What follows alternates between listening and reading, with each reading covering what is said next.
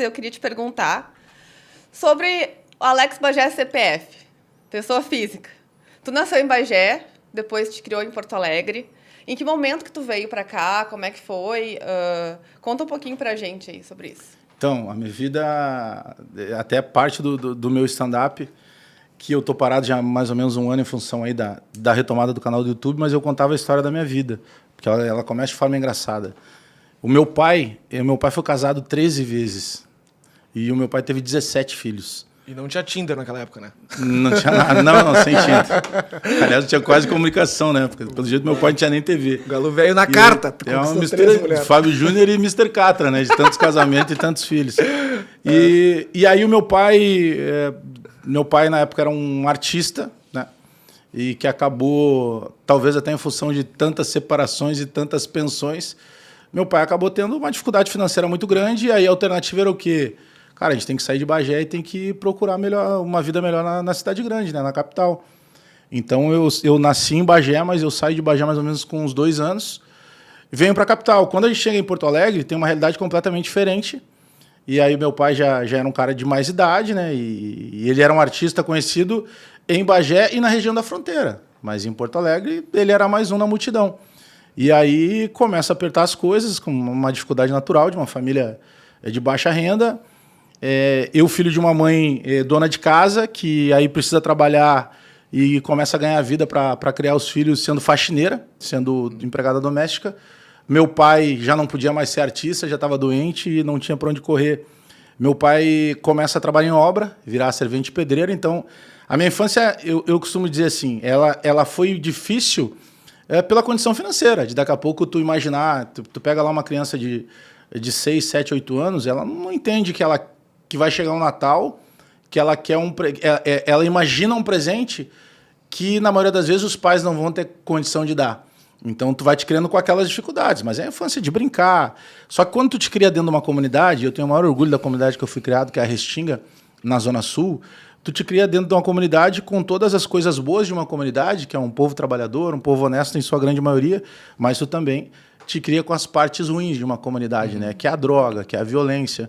E que, na maioria das vezes, para esses meninos, para esses guris e gurias que estão se criando, às vezes o primeiro cara que aparece para ele como uma realidade de vida é o cara do caminho ruim, que é o traficante, que anda com carro bom, que anda com roupa boa. Então, por que eu sempre cito isso? A principal mudança que eu tenho de vida, e por isso a minha ligação com o Carnaval, a gratidão que eu tenho até hoje com o Carnaval, porque eu costumo dizer que uma das minhas religiões é o Estado Maior da Restinga, que é a escola de samba, né, que é a atual campeã, inclusive, do Carnaval, que tinha projetos sociais para pegar esses guris que estavam ali daqui a pouco sem ter muito rumo e trazer para dentro da escola de samba. Então, muito cedo eu vou para dentro de uma escola de samba e eu queria ser ritmista, e quando eu chego, eu dou de frente com um diretor de bateria que olha para mim e diz assim: tu está estudando? Eu estou. Então, beleza, traz o teu boletim. Ele exigia que a gente tivesse o boletim. Olha a diferença que isso faz na vida de alguém. Hoje eu tenho o prazer, assim, de dentro da Restinga ainda, eu ainda faço parte de alguns projetos que tem lá dentro, que é justamente tentando devolver para a escola e devolver para a sociedade lá o quanto eles foram importantes para que eu pudesse caminhar de uma forma limpa, de uma forma transparente e pudesse crescer na vida. Então, hoje, eu me sinto muito bem de voltar para a Restinga e ser um exemplo para tantos outros guris. E a gente conta esse tempo, o tempo inteiro, quando a gente encontra alguns dos meninos que estão chegando lá nos projetos, e a gente sabe que, às vezes, alguns desses projetos, por que a gente tem toda uma preocupação, inclusive, de distribuir um lanche num determinado projeto dentro de uma escola de samba? Porque, muitas vezes, aquela criança, ela nem está no projeto pela cultura, ela está no projeto pela comida. Tem muitas crianças que elas acabam tendo uma das refeições justamente naquele momento que... Só que automaticamente, quando traz ela e tu entrega para ela qualidade de vida e tu mostra para ela que as pessoas que estão ali no entorno também foram pessoas criadas naquela mesma condição e que não se envolveram com a parte ruim que poderia ter e valorizaram só a parte boa, de valorizar trabalho, de respeitar pai e mãe, naturalmente tu já está impactando. Então, por isso que eu falo sempre da minha ligação com o Carnaval. Por que eu me transformo num compositor de samba enredo? Porque eu, desde muito pequeno, quando eu assistia um desfile de Carnaval, eu aprendia com o tema enredo. E quase ninguém para pensar nisso. Porque tu está ouvindo o samba enredo, por exemplo, a história da erva mate. já teve esse tema. Foram contar a história da erva mate. Tu vai descobrir onde foi, de onde surgiu, de onde vem essa planta, quem é que primeiro industrializou, qual é a realidade de hoje. Porque tem erva mate que é mais grossa, outra que é mais fina. Então, tu aprende com o samba enredo. Então, a escola de samba, para mim, ela foi um divisor de águas.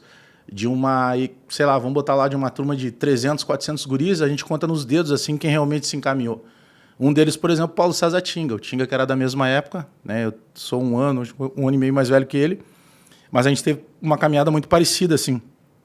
E com pais que, tanto meu pai quanto minha mãe, não tinham estudo, mas que tinham muita sabedoria, de poder, dentro das mais difíceis situações que poderiam aparecer, sempre encaminhando os filhos, que era importante estudar, que era importante trabalhar, que era importante tu valorizar tudo isso.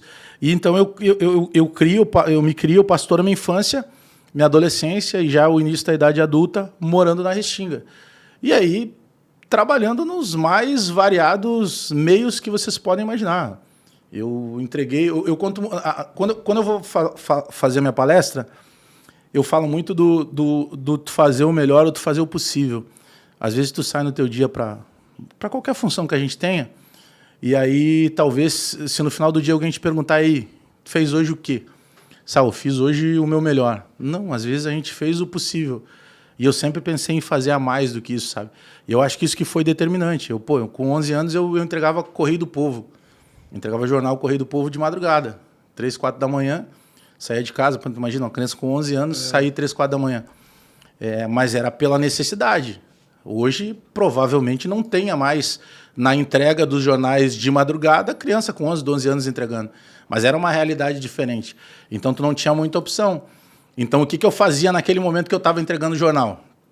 Até hoje, na palestra, eu sempre levo um jornal, um Correio do Povo, e eu consigo dobrar. Ele tem uma dobra que é feita, que transforma ele num envelope. Por quê? Porque daí, quando a gente chegava na frente da casa, para que o cachorro... Porque se tu joga no pátio, o sereno vai molhar, se chover vai molhar, o cachorro vai rasgar. Então, a gente pegava, fazia aquele envelopezinho e jogava ele lá dentro da varanda da casa. Então, enquanto eu ia entregando casa por casa, e tinha, sei lá, 300 casas para entregar, eu ia lendo.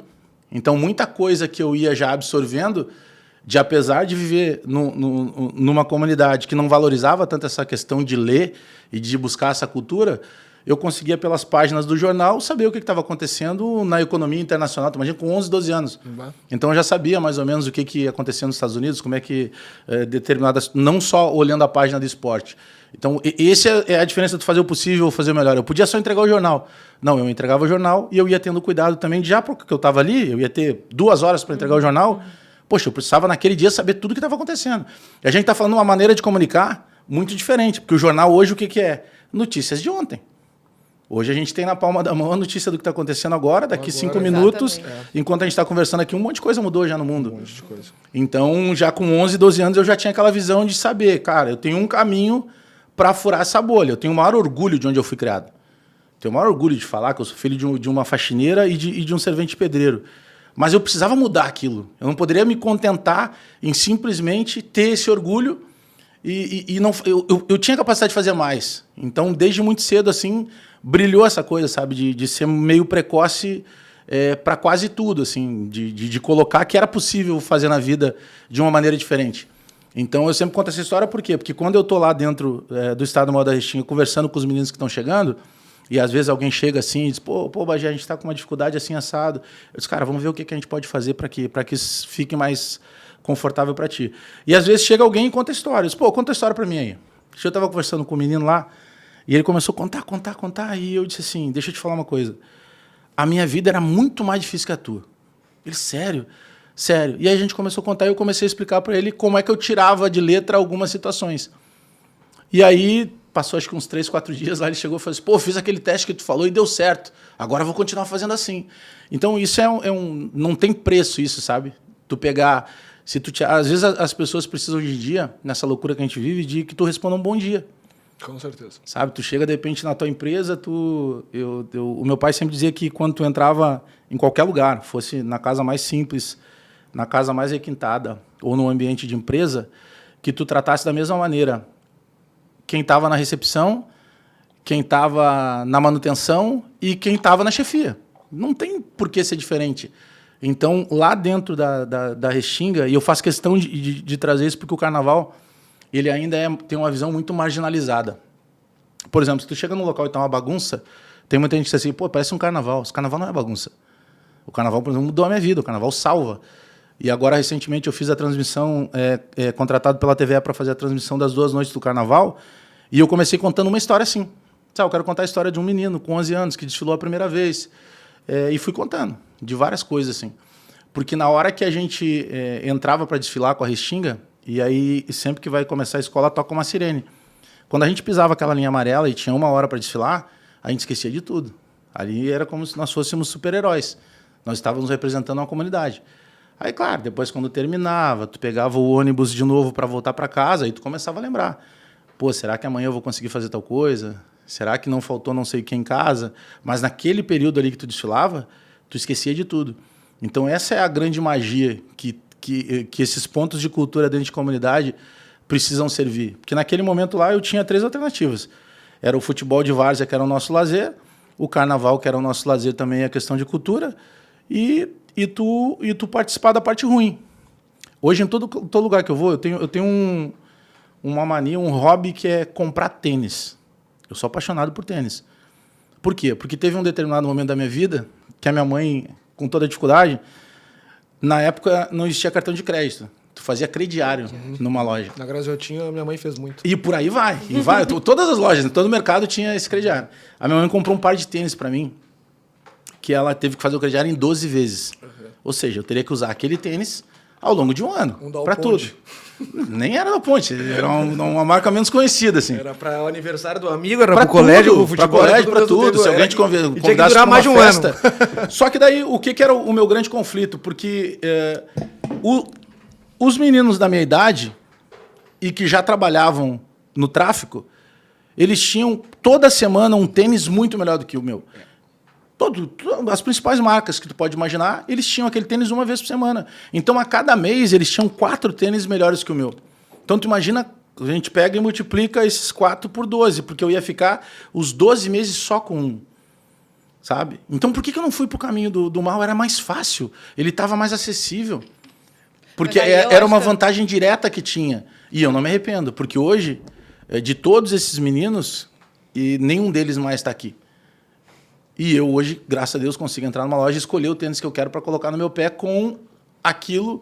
E toda vez que eu compro um tênis, eu lembro dessa história, sabe? Então, a vida tem algumas coisas assim que, por mais que tu procure explicar, eu acho que tem um pouco de dom. Eu sou um cara que acredito muito em Deus. Eu respeito quem não acredita, mas eu acredito muito. Então, acho que tem alguma coisa que vai te... Porque não tem como, com 11, 12 anos, tu chegar à conclusão de que não é mais fácil tu ir para aquele caminho. Porque tu tá tendo uma demonstração de vantagens. Eu tô com uma dificuldade. Os caras que estão aqui estão com facilidade. E o caminho, teoricamente, é mais fácil, muito, né? O teu exemplo mais próximo de sucesso, entre aspas, ele é negativo. A tua família atuou nesse momento aí, falou assim, Bagé, pai e mãe. por esse lado. Claro, eu acho que entra muito a questão de valores e princípios que Total. Totalmente teu pai e tua mãe, né, tem... E tu falou muito sobre a escola de samba também. A escola é educação, é o que te trouxe uma outra visão. Tu acha que a escola te ajudou também a não ir para esse caminho e te dar uma outra visão de mundo? Fundamental.